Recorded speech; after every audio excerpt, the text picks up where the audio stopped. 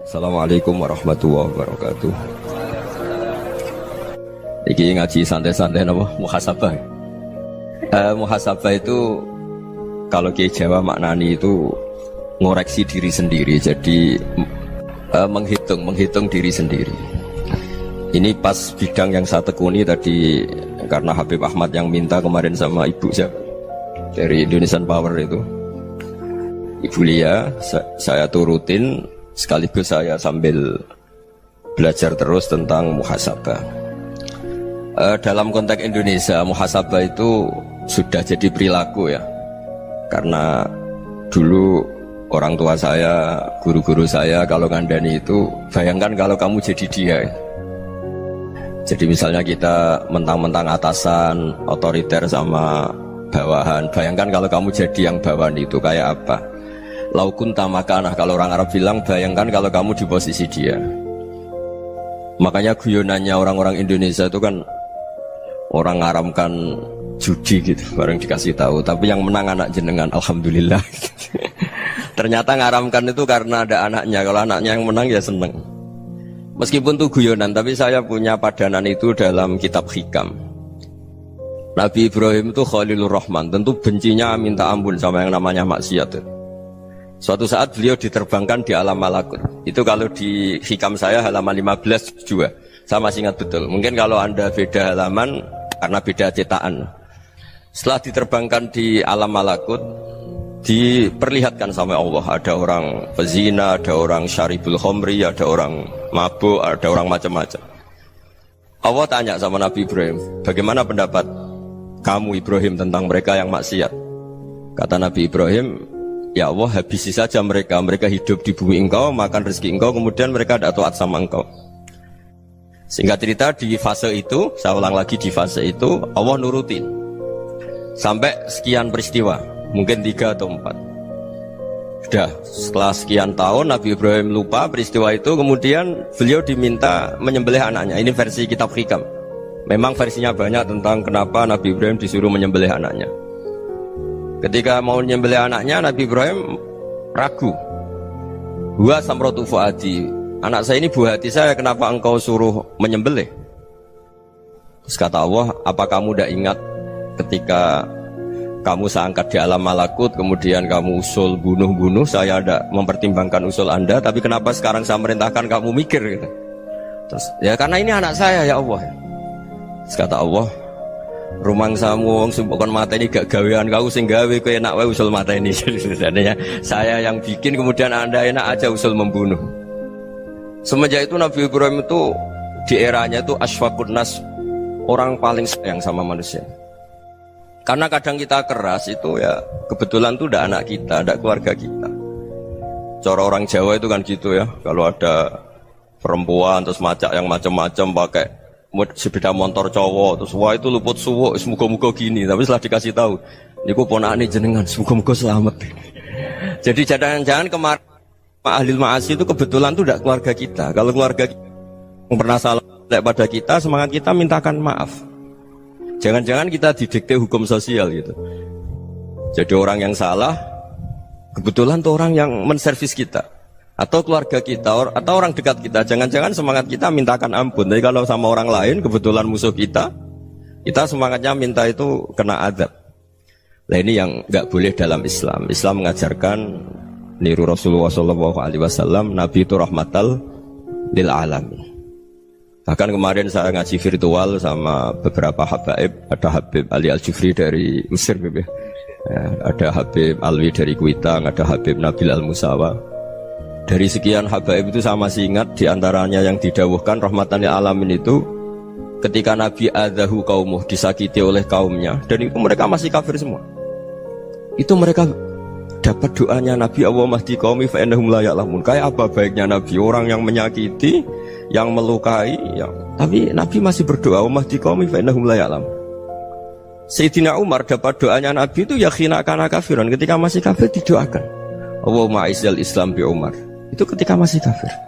Itu pelajaran bagi kita bahwa yang sedang tidak cocok pun itu berdapat doa kita.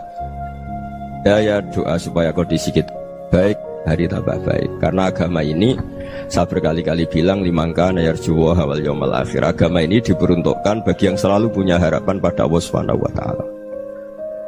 Saya cerita muhasabah ini tentang hubungan kita dengan Allah. Di Indonesia itu banyak orang fasik, banyak orang nakal. Ya di mana-mana orang nakal itu ya mayoritas, wa aksaruhum fasikun. Tapi berkahnya harapan. Mungkin saya kira nakal sok benda, mungkin saya kira sholat sok ben sholat, mungkin sekarang belum sakhok, belum dermawan, suatu saat dermawan. Barokahnya itu kefasikan ini dianggap sementara, sedang fasik, sedang tidak benar. Karena kiai-kiai kita, para guru-guru kita, para habaib utamanya itu mesti bilang semoga husnul khotimah. Nah barokahnya doa itu semoga husnul khotimah itu menjadikan satu pola sosial.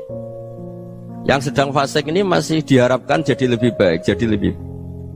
Sehingga kita tidak ngambil sikap ekstrim, yang ingin menghabisi atau ingin mengadili, tidak. Karena selalu kita punya harapan. Dan agama ini limangka nerjuwo hawal yawmal akhir. Bayangkan itu kalau yang nakal itu anak kamu. Pasti kamu gak ingin kan langsung dapat azab, dapat apa. Padahal kita semua jadi tokoh ini abul kulli, bapak dari semuanya. Sehingga ketika Rasulullah SAW jalan-jalan kemudian melihat perempuan sedang menyalakan api. Kalau apinya mati ditiup, anaknya dijauhkan. Nanti kalau sudah jauh dari api, anaknya digendong lagi. Terus kata Rasulullah, matur ke semua sahabat, Aro'aitum anna hadih tarihatan waladaha alan nar. Apa kamu berpendapat bahwa perempuan ini akan melemparkan anaknya ke neraka? Tidak ya Rasulullah. Tidak akan seorang ibu melemparkan anaknya ke api. Terus kata Rasulullah, Allahu arhamu min hadih biwaladiha. Allah lebih rahman, lebih rahim dibanding orang tua ini kepada anaknya. Ini yang harus kita kenalkan terus, kita kampanyakan terus, supaya orang hubungannya dengan Allah itu nyaman, asik. Sehingga dengan demikian selalu ada harapan bahwa yang sedang nakal ini suatu saat tobat. Kita tidak boleh menghukumi pasti begini, pasti gini, itu tidak wilayah kita. Itu juga yang dicontohkan Rasulullah SAW. Secara lahir Nabi itu nggak berkenan sama Wahsy, karena Wahsy itu salahnya salah fatal karena membunuh ahabban nasi ila Rasulillah, yaitu membunuh Sayyid Hamzah. Jadi ketika Wahsy tobat, Nabi itu terima tobatnya. Dan ketika beliau dengan basariyahnya nggak siap ketemu Wahsy karena harus ingat Sayyid Hamzah, basariyahnya diturutin. Oke, kamu iman saya turutin, tapi jangan sering ketemu saya. Karena kalau ketemu kamu saya masih ingat sama paman saya Sayyid Hamzah. Kita bisa ngelola seperti itu. Kita tidak cocok sama orang, bagaimanapun mereka umat Rasulullah SAW, kita tetap mencintai mereka. Misalnya kalau beda agama, mereka sama-sama orang Indonesia, kita mencintai mereka atas nama warga Indonesia. Tapi kalau misalnya potongannya ora cocok, beda kultur, bawaannya itu mangkelno cara Jawa, ya bisa diilmoni, jangan ketemu. Wong sudah tidak cocok, ingin ketemu nyari solusi. Roh ini tok seneng itu kan ya repot itu. Ya sudah kalau nggak pati cocok ya jangan sering ketemu. Dan itu kita bisa memanage seperti itu tuh bisa. Saya berkali-kali cerita tentang Imam Syafi'i. Kalau dikasih tahu ya Imam Abu Abdillah, panggilannya Imam Syafi'i, tetangga anda ini ternyata banyak yang nggak senang anda. Jawabnya beliau senang. Ya bagus kalau nggak senang saya, ndak utang saya katanya. Jadi gara-gara saman seneng aku ngatur aku ini kan. Dan mungkin saman rasa seneng kan ya enak.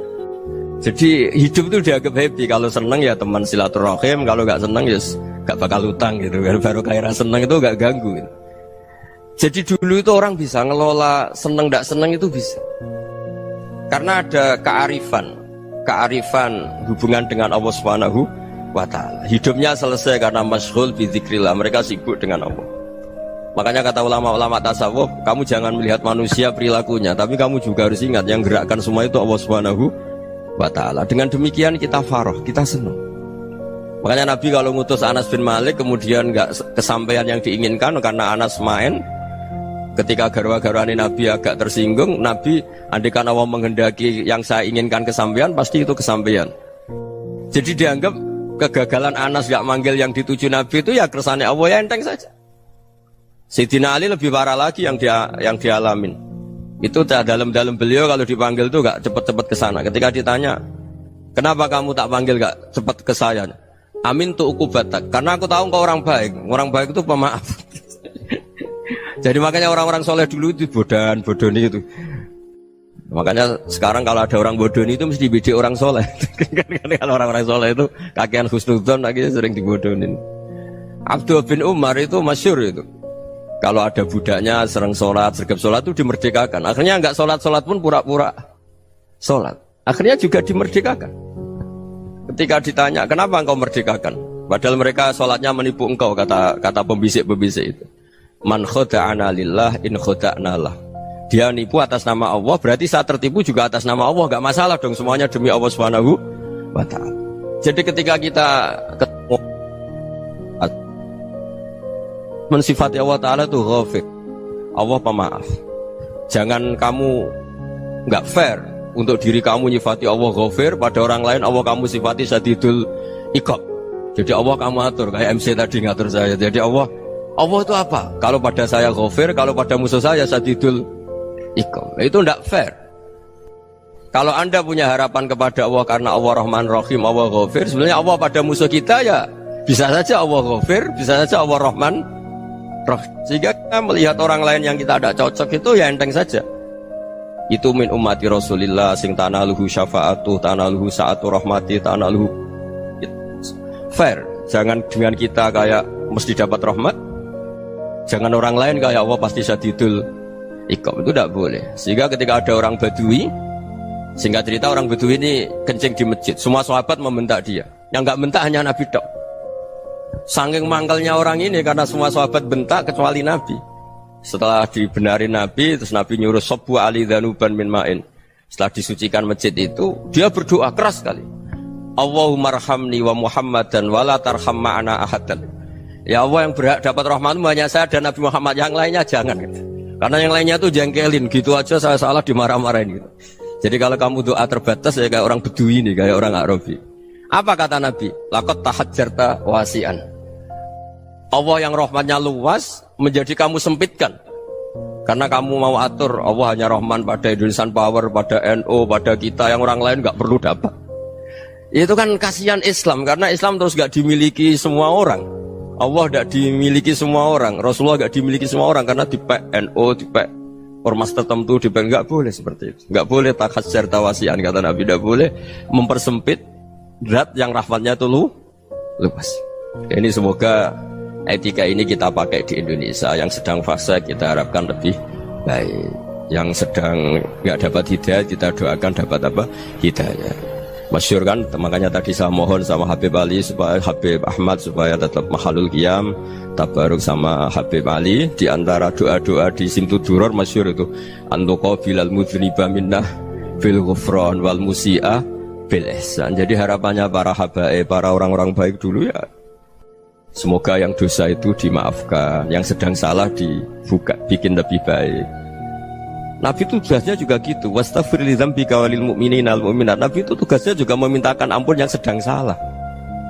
Nah ini cobalah jadi etika kita, muhasabah kita. Jadi muhasabah itu cara berpikir kita set, kita pikir ulang. Ternyata semangatnya seorang Nabi itu wastaghfir li dzambika walil mu'minun. Semangatnya itu memintakan ampun. Orang ahli tafsir tahu semua kalau Nabi itu tidak mungkin dosa. Jadi itu khitabun Nabi wa urida bihi ummatu, itu khitab Nabi, tapi yang dimaksud itu umatnya, karena Nabi tidak akan mengalami dzambun, tidak akan mengalami dosa. Sekarang enggak, kadang-kadang kita ini kalau orang lain salah itu semangat. Kalau di perusahaan ada teman salah, apalagi pimpinan salah itu seneng, barokahnya salah bisa ganti kan gitu. Ya, jadi kalau mungkin di dunia tokoh juga gitu, barokahnya ada tokoh salah, kita yang jadi populer sendiri, tidak boleh seperti itu. Kita harus salimus sodri di jami'il muslimin. Jadi ini harus dilatih. Saya tadi matur sama Habib Ahmad, latihan kita jadi hidup. Nabi itu kalau resep jadi wali itu kata Nabi gampang. Kata Nabi, kalau kamu ingin disenangin Allah, ya sudah. Kalau kamu asbahta wa amseta gini-gini, perasaan kamu, kata Nabi, jangan punya perasaan ghil sama orang muslimin. Itu sudah wadzalika min sunnati.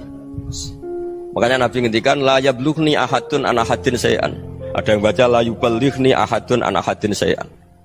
Seseorang jangan melaporkan ke saya tentang salahnya yang lain. Fa inni akhruju ilaikum wa ana salimus sadri. Karena saya ingin ketemu sampean semua dalam keadaan salimus sadri, tidak punya perasaan apa-apa.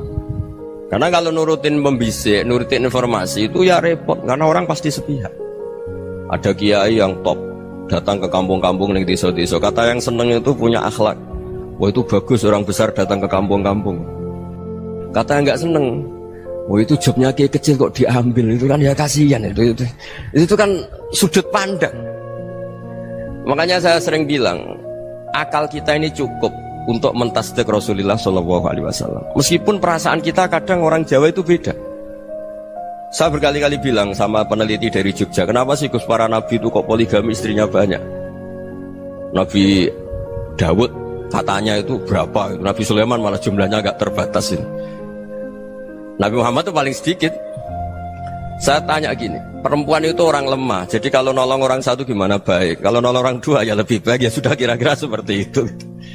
Paling tidak akal kita masih tahu kalau orang baik itu kan mesti baik, nolong orang satu baik, nolong orang dua ya lebih baik, nolong orang tiga lebih baik. Tapi kalau kamu orang nggak baik, satu saja kamu terlantarin, kamu miskinkan, kamu ya tinggal diukur kan. Kalau orang baik nambah baik, tapi kalau orang buruk tambah buruk.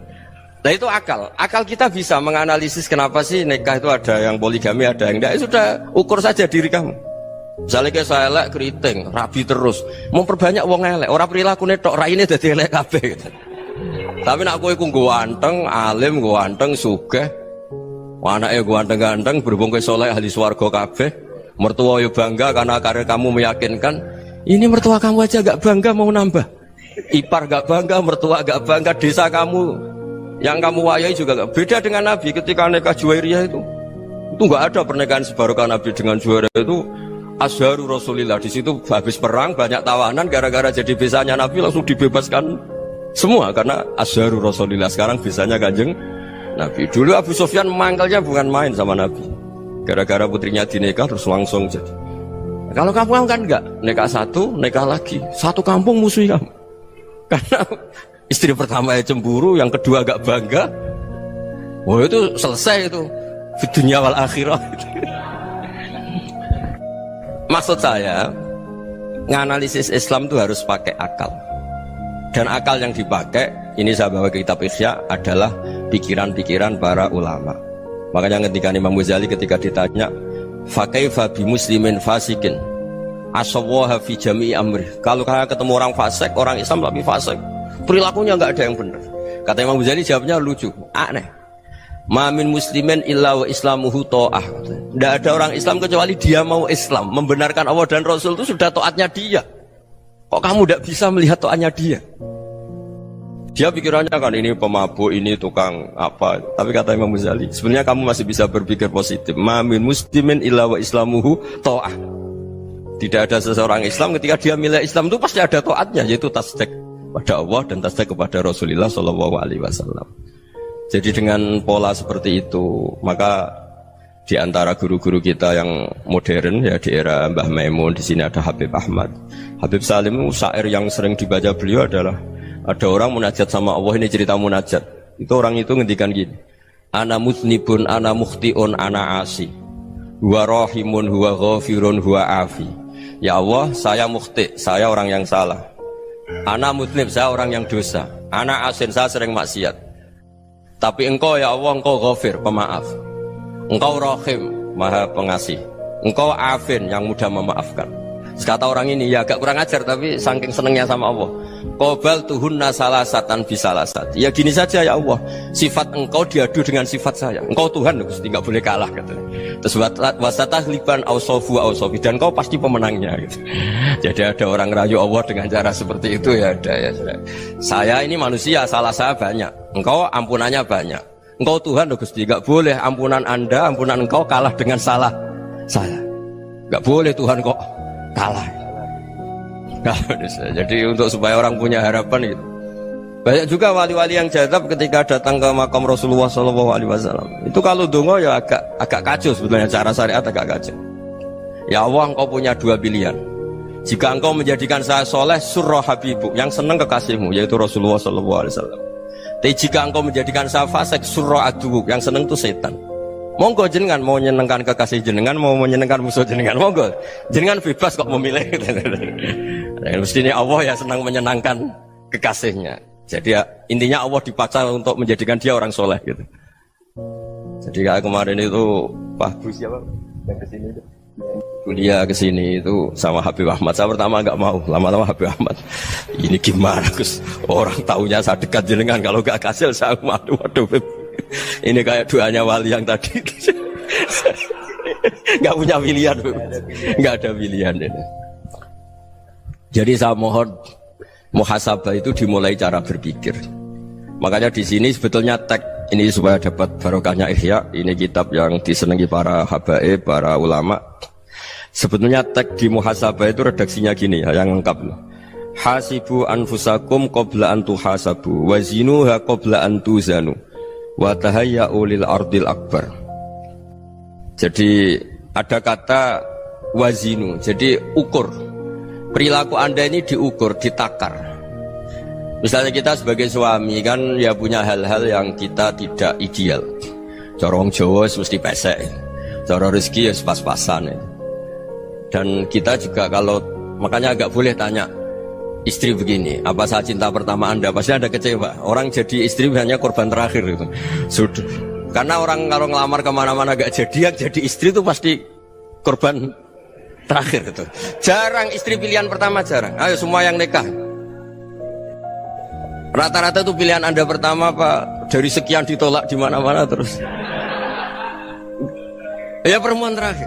Kamu juga korban terakhir gitu. Itu wali-wali dulu kalau ngandani kita itu sederhana. Antal ini masyhur diceritakan Habib Zain bin Semit dalam kitab Al-Manhajus Sawi. Antalam tajid min nafsika kullama turid. Fa kaifa turidu min ghairika kullama turid. Kamu yang ingin ideal saja kamu tidak menemukan pada diri kamu untuk menjadi ideal. Kamu kan ingin ganteng, ingin punya uang banyak, ingin perilaku Anda sempurna. Anda saja yang punya keinginan tidak bisa mewujudkan keinginan Anda sendiri. Fakaifa turidu min ghairika ma turid. Jadi antalam tajid min nafsika kullama turid. Fakaifa turidu min ghairika kullama turid. Kamu yang punya keinginan saja. Misalnya saya ingin punya uang banyak, perilaku saya selalu benar, gak pernah salah. Loh, saya yang ingin saja dengan diri saya gak bisa untuk benar terus. Kok kamu berharap orang lain selalu benar? Jadi antalam tajid ya sama. Kalau kamu menuntut istri kamu itu ramah, neriman, apa kamu neriman sama wajah istri Anda gitu? Engkau ya pola neng dindi jajaki sana jajaki sini, kamu sendiri tidak tahu apa. Jadi itu nasihat yang luar biasa. Antalam tajid min nafsika kullama turid, fa kaifa turidu min ghairika kullama turid. Kamu mau menghormati semua orang? Tidak mau kan? Kemudian Anda berharap semua orang menghormati kamu. Kamu tidak ingin kan orang lain semua menghujat kamu. Sementara kamu enak aja menghujat orang lain. Makanya Rasulullah SAW luar biasa ketika bikin kaidah sosial. Apa la yu'minu ahadukum hatta yuhibba li akhihi ma yuhibbu li nafsihi. Jadi kalau ukuran iman itu sederhana. Kalau sesuatu itu baik, nyaman bagi Anda ya bayangkan itu pada teman Anda. Misalnya Anda bangun tidur sudah acak-acakan, gak punya uang, utang jatuh tempo, kan gak ingin ketemu orang. Ya kamu jangan bertamu ke jenis ini karena dengan kamu yang alami juga gak siap ketemu orang. Makanya ada Habib Alim itu dilapuri sama seseorang. Beb, dulu teman saya itu ketika saya kaya itu sering main ke saya. Setelah saya miskin, mereka tidak main ke saya. Kata Habib itu bagus, sunnah Allah begitu itu bagus. Coba kalau kamu dulu kaya, teman kamu main kan kamu gaya. Di rumah ada makanan, bisa hormat tamu. Setelah kamu miskin jadi buruh manol di pasar atau buruh bikin boto, teman kamu datang, malu enggak kamu? Mendingan enggak datang gitu. Akhirnya baru, oh ya alhamdulillah kalau gitu. Loh iya kan dulu teman kita datang, kita ada Alphard, istri cantik, rumah bagus. Lah kita miskin, buruhnya orang pas dibentak-bentak, teman kamu udah datang. Milih datang kamu enggak kalau setelah kamu jatuh? Enggak kan? Jadi barokahnya ilmu itu terus. Ya, tapi kadang-kadang orang tuh, wah setelah saya miskin teman-teman enggak kasih ke sini. Ya kalau kamu sudah jatuh, teman-teman kamu ke situ jadi tontonan.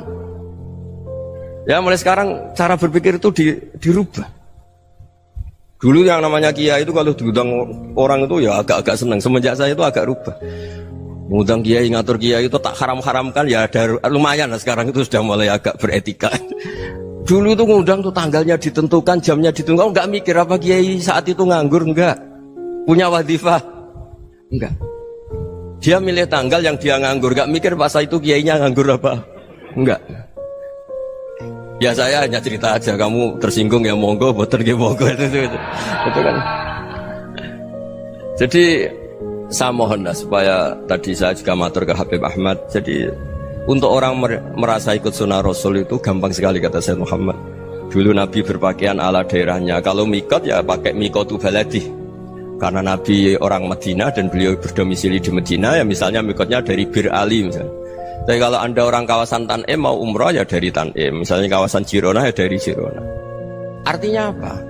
Kamu ngambil mikot karena Nabi mikot misalnya dari Bir Ali, bukan berarti kamu harus seperti Nabi di Bir Ali. Kamu orang Mekah, misalnya kamu orang Tanim, orang dia harus dari mikotu apa? Baladi. Sama, makanya di fikih-fikih itu kalau tahnik anak, Nabi orang Arab, halawiyatnya kurma ya kurma. Kalau orang Jawa sedegan, semua bodoh-bodoh. Ya, bodoh-bodoh manis. Jadi ini tabaruk sama Sayyid Muhammad, ini ada murid beliau, Habib Ahmad, saya baca. Supaya orang itu merasa ikut Nabi itu gampang sekali. Ini saya baca ya di halaman tadi disaksikan Habib Ahmad 433 di kitab apa begini? Manhajus Salaf fi Fahmin Nusus. Itu kata Sayyid Muhammad, wa kanat sunnatu Rasulillah annahu yat'amu ma yajiduhu fi ardi wa yalbasu ma yajidu wa yarkabu ma yajidu mimma abahu Allah taala. Faman istamala ma yajiduhu fi ardi fa huwa al-muttabi' lis-sunnah. Kama annahu hajjal baita min madinati. Faman hajjal baita min madinati nafsihi fa huwa al-muttabi' lis-sunnah wa illam takun hadhil madinatu tilka. Jadi intinya misalnya Nabi dulu itu ngasih sedekah kepada fakir miskin ya pakai dinar, dirham. Ya kalau orang misalnya sedekah pakai rupiah ya sudah ikut sunnah Nabi. Jangan, lu Nabi pakai dinar loh, kamu kok pakai rupiah. Dulu dinarnya Nabi udah ada tulisannya Bank Indonesia, kamu kok ada tulisannya Bank. Ya tidak ada seperti itu. Ya jadi misalnya Nabi sedekah pakai tamar atau pakai al-aqid, ya kita pakai beras, pakai apa. Supaya orang tuh bahwa Rasulullah itu milik kafatal linnas, milik semuanya. Sehingga merasa ikut sunnah Nabi itu ya semuanya. Makanya dulu Mbah Mun kalau motivasi saya supaya bombong, kalau orang Jawa bilang bombong. Wong Jawa mesti ono wong alim. Beliau menyontohkan Mas itu Mbah Fadol, Senori, Mbah Ihsan Jambes. Itu bisa ngarang-ngarang kitab luar biasa. Padahal beliau bukan orang Arab.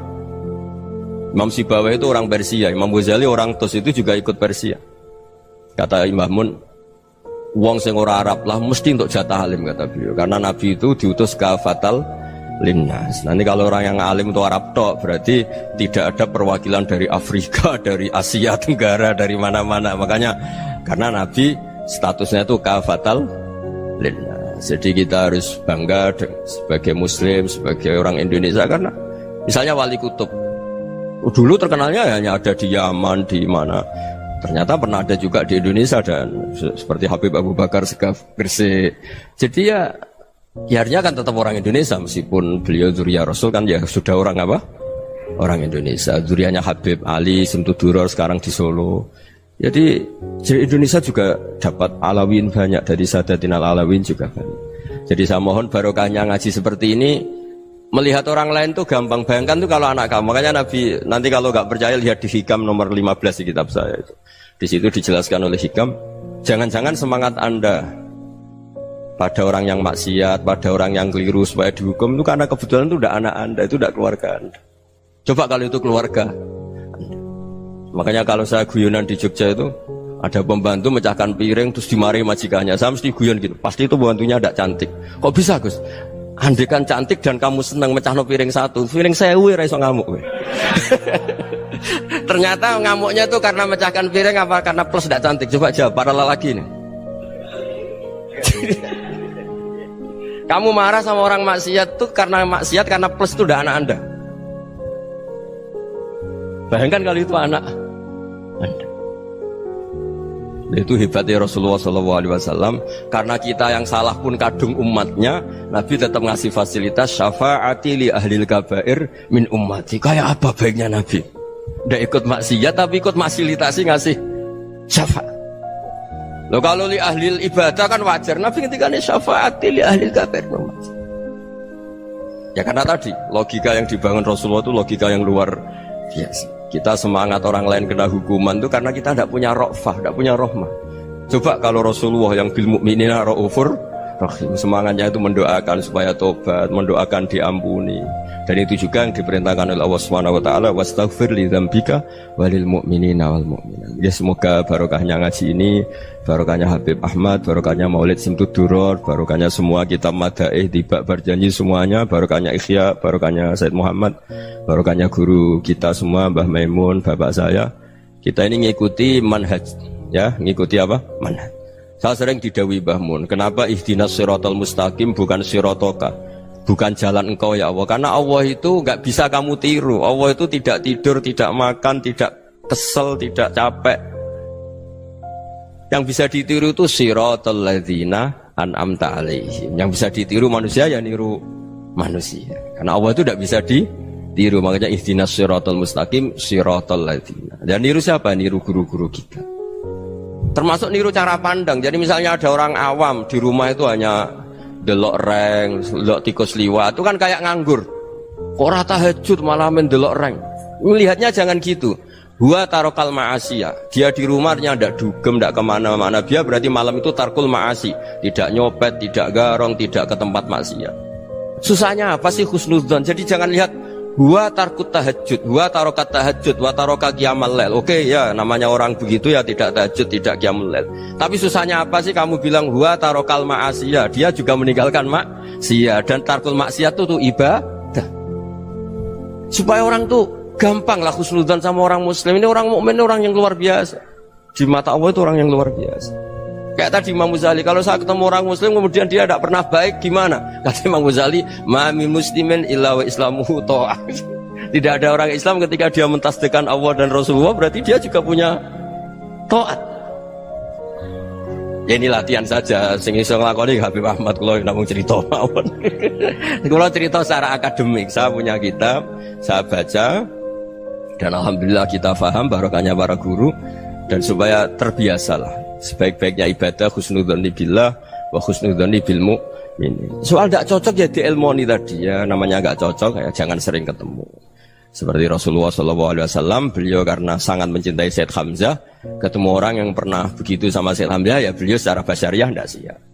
Tapi beliau secara cara bahasa sekarang, secara profesional, kalau beliau seorang nabi dan harus menerima tobatnya siapapun ya diterima. Saya meskipun dengan A, B gak cocok karena dia begini-begini sama saya, tapi saya ingat dia sholat, dia baca sholawat, dia mencintai Rasulullah, ya kita hormat. Ya soal gak cocok ya di manage tadi ya, zurhiban tasdid huban. Kalau gak pati cocok ya jangan sering ketemu, bawaannya enak nanti. jadi ya semuanya itu diilmoni lah. Makanya ngendikane Ma'ruf Al-Qurhi ada yang baca Al-Kharqi, mangqala fil yaumi salasa marrat wa marham umat Muhammad kutiba minal abdal. Karena semangat mencintai siapapun satu hari sering baca marham umat Muhammad wa ma asli umat Muhammad wa ma tajawaz an umati Muhammad, itu mesti kutiba minal abdal. Dia pasti termasuk wali abdal. Maksudnya semangat mencintai ya dilatih lah. Misalnya Indonesia Power atau PLN, andai kan tidak ada PLN tuh kayak apa? Orang nggak bisa ngaji, nggak bisa aktivitas. Ya barokahnya ada PLN, barokahnya jasanya. Kita sadar, tidak semua kebaikan kita ini memenuhi keinginan orang banyak. Gitu. Orang banyak ingin listrik, ingin saluran apa, dan itu kadang yang mewujudkan orang lain atau kelompok lain. Ya karena itu manfaat ke orang lain ya kita doakan. Karena khairunas anfa'uhum linnas. Sehingga kita terbiasalah ngakui orang lain. Seperti semangatnya Rasulullah SAW, semuanya itu didoakan, semuanya diinginkan kebaikannya. Bahkan Nabi gak putus asa sampai di akhirat. Ketika Nabi lain sudah putus asa karena sudah akhirat, sampai dimintai syafaat semuanya bilang nafsi, nafsi. Karena merasa semuanya gak punya nyali di depan Allah. Karena ini sudah akhirat, sudah finish. Tapi apa Rasulullah? Analah. Ya sudah, saya sanggup mensyafaati kalian. Terus kata Nabi, fa'atiyal arsya.